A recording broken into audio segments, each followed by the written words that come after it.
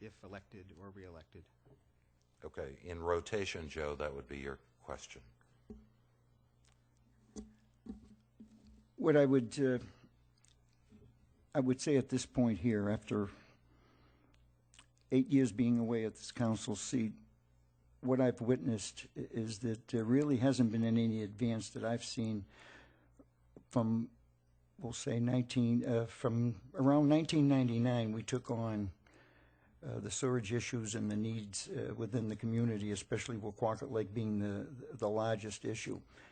And we were going in the direction that we had a lot of communication with the people surrounding the lake, and they understood the issues. The cost was $12,000 at that time there for sewage coming up to those streets. So I would say to you, based on where we left off in 2001, when I left office in November of 2001, and looking now to where it seems like nothing is advanced. So I would have to say that the council would get a D in performance based on what we gave them for direction and what needed to be done. And financing was the biggest issue then, and it's a stumbling block today. So for 8 years, they get a D. Thank you. Was there a part two on that in terms of? Yes, if we could do that now, the part that you would play if elected, how you would I would look for alternative methods and review those options before I'm sold on serving this town. There's alternatives, and those are issues that I'm not satisfied with what I've seen so far being explored. So that's where I stand with that. Okay, thank you. Janet, wastewater scorecard for the council, and then ideas of your own.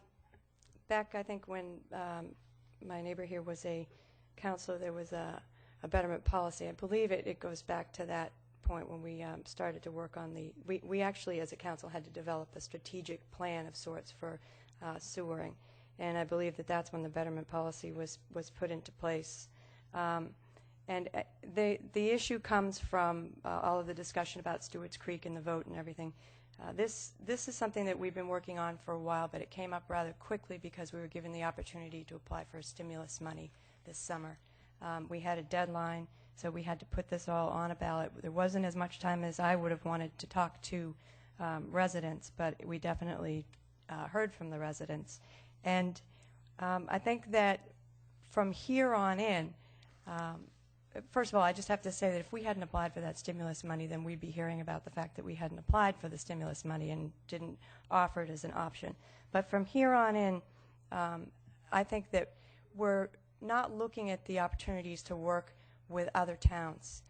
There has to be another way to do this. I do not support betterments, and I never, ever, ever said that there were going to be $150,000 betterments for the people in my precinct, and I would never support that, and I can absolutely guarantee that. But we need to be working with other towns, and there's a county committee